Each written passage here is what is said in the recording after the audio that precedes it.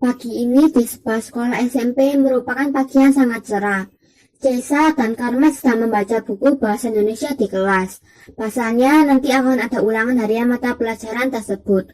Kemudian datanglah Tiara, teman mereka.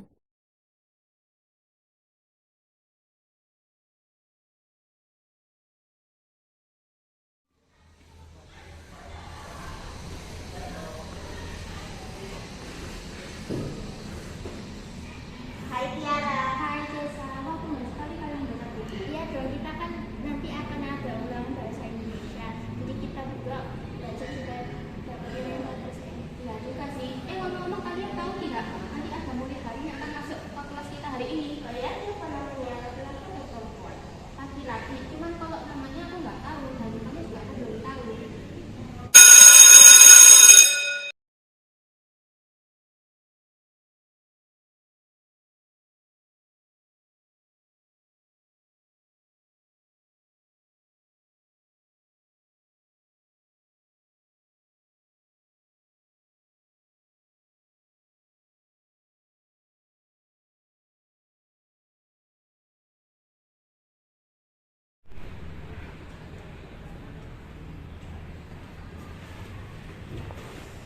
Selamat pagi anak-anak. Selamat pagi. Hari ini kita akan kedatangan murid baru. Silakan masuk. Perkenalkan dirimu. Hai teman-teman, nama saya Prastawa, bisa dipanggil Paras. Oke. Silakan duduk di situ ya, Paras.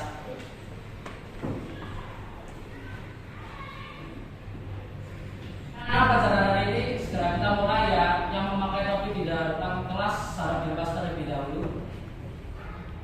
Oke, keluarkan buku kalian sekarang dan buka halaman 201.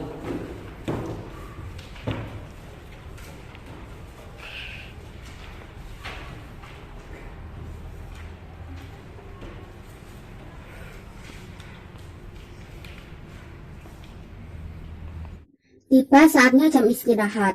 Faras yang belum memiliki teman pun ingin mengajak berkenalan dengan yang lainnya.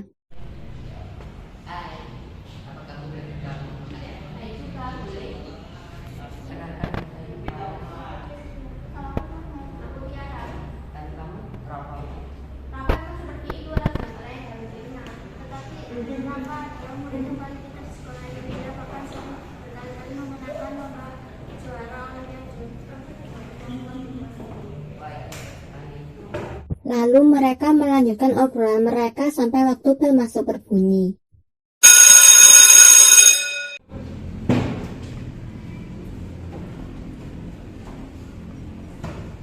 Selamat siang anak-anak. Selamat siang, Pak. Oke, kita lanjutin materi yang tadi ya. Iya, Pak.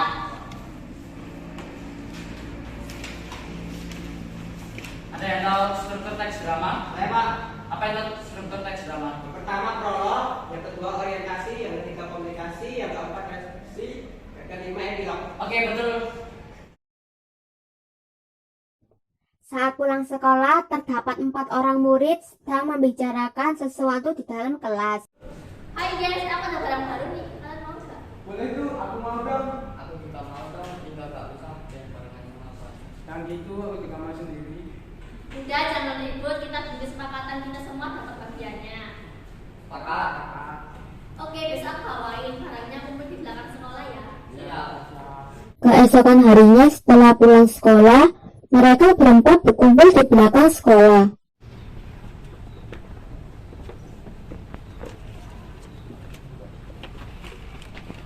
Hai guys, aku udah barang baru nih. Wah, bagus tuh itu yang kita nantikan.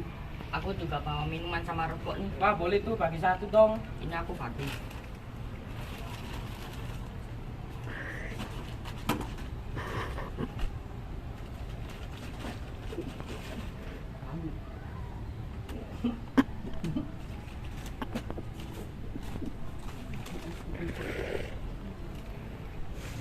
Sebelum kita pakai, kita harus sepakat ya kalau nggak ada orang lain yang tentang hal ini. Sepakat?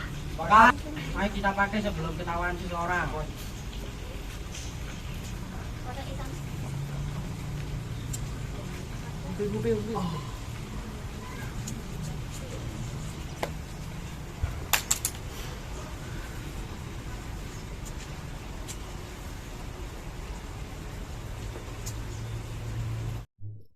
Mereka berempat pun memakai barang sabu tersebut di belakang sekolah. Enak ya barang ini beta dari yang kamu bawa dulu. Iya dong, ini kan dari Jakarta temen aku bawa, harganya juga mahal. Makanya wajar kalau sensasinya beda. Waduh, gak apa-apa nih kita pakai. Pak, iya nih, jadi agak sungkan. Ya nggak apa-apa dong, kan bertiga kan sahabat aku. Bisa aja kamu. Mereka berempat pun tertawa dan bercanda bersama sambil menghirup sabu yang mereka punya. Tiba-tiba ada 3 murid yang mempergoki mereka berempat karena mendengar suara-suara di belakang sekolah. Kan bener ada orang di sini. Kalian berempat sedang apa di sini? Kita di sini cuma nongkrong kok. Iya, kita cuma nongkrong di sini. Barang apa itu? Ini cuman garam kok. Kita berempat barusan habis makan siang kok. Ya udah, kita pergi dari sini. Kemudian 3 murid tersebut meninggalkan mereka berempat. Wah, gimana nih kalau kita dilaporin ke guru? Jangan panik, yang penting kita bersihin dulu ini semua. Oke. Oke,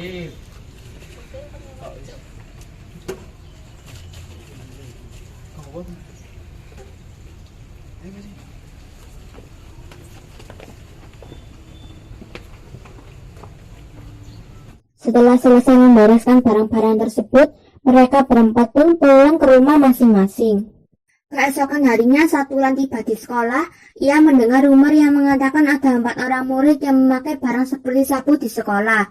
Lalu ia sadar bahwa ternyata 3 murid yang kemarin mempergoki mereka berempat ternyata telah menyebarkan kabar ini ke seluruh sekolah. Sampainya di kelas, Wulan langsung menemui Ageng, Arti, dan Lingga. aduh, karena mereka bertiga kita berempat jadi dicurigai. Iya nih, ngomong-ngomong kamu masih bawa barang itu. Masih, tapi cuma bawa 1. Ya, gimana sih kok kamu? Karena kejadian kemarin, aku jadi takut banget bawa lagi, makanya mau bawa 1. Ya, Udah kita bertiga pulang aja. Yuk. Kalian pulang duluan aja, nanti aku mau pakai barang itu lagi. hati-hati ya, jangan sampai keluar ketangkap-tangkap. Iya. Setelah bel pulang sekolah berbunyi, Ageng, Arti, dan Lingga pun pamit pulang terlebih dahulu ke Wulan. Kan kita pulang dulu ya. Kamu hati-hati jangan sampai ketahuan kayaknya. Iya. Setelah berpamitan, Wulan pun langsung menuju ke belakang sekolah untuk memakai barangnya. Wulan pun langsung menghirup sabu tersebut dengan berhati-hati agar tidak ketahuan. Namun nasib Wulan sangat sial. Ia ketahuan lagi saat menghirup sabu tersebut. Namun bedanya sekarang dia ketahuan oleh seorang murid yang pintar dan menjadi ketua kelas di kelasnya, yaitu Rafa. Gimana sih dia menaruh barangnya? Nah, ini dia ketemu.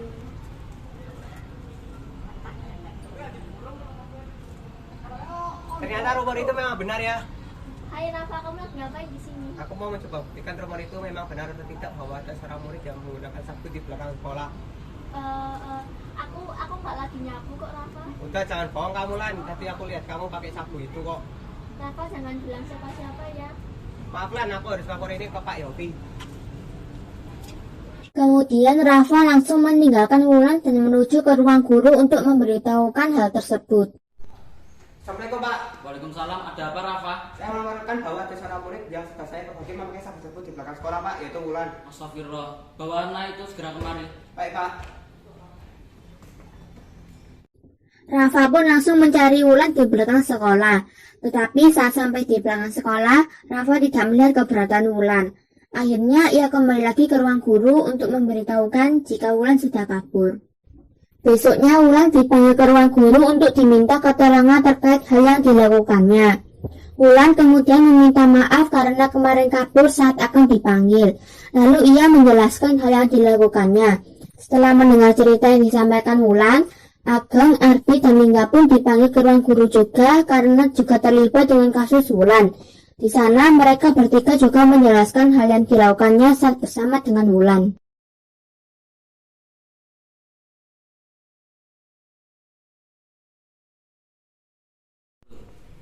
Panggilin temanmu.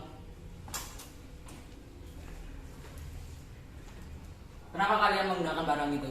Bulan yang mengajak kita untuk memakai barang itu, Pak. Iya Pak, Wulan yang mengajak kita untuk memakainya. Maaf Pak, saya kira mereka bertiga tidak mau mengikuti saya. Ternyata mereka menerima ajakan saya untuk memakai barang itu. Setelah berdebat dengan penjelasan yang panjang, ternyata diketahui bahwa Wulan adalah pengedar sabu. Akhirnya mereka akan dibawa ke Polres terdekat untuk diperiksa, dan orang tua mereka berempat dipanggil atas kasus ini. Kecuali untuk Adi dan Lingga karena mereka merupakan anak yatim piatu dan yang dipanggil adalah bibi dan paman. Keesokan harinya, berita tentang Wulan, Ageng, Ardi, dan Lingga yang memakai sabu itu pun menyebar ke seluruh sekolah. Kemudian datanglah Faras yang melihat teman-temannya sedang mengobrol pun menghampirinya.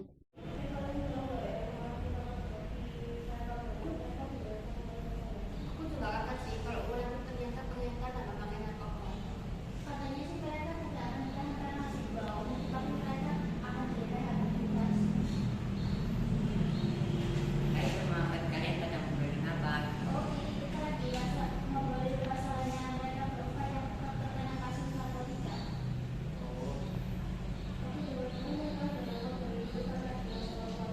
Aku juga dengar sih kalau Wulan itu ternyata dari keluarga beruntung, dia sudah ditinggal oleh ibunya dari kecil dan kurang sayang dari orang tuanya. Kalau Ageng dia kurang perhatian dari orang tuanya karena ayahnya sudah sibuk bekerja. Dan kalau Lingga dan Ardi mereka karena orang tuanya sudah meninggal dunia, jadi mereka bukan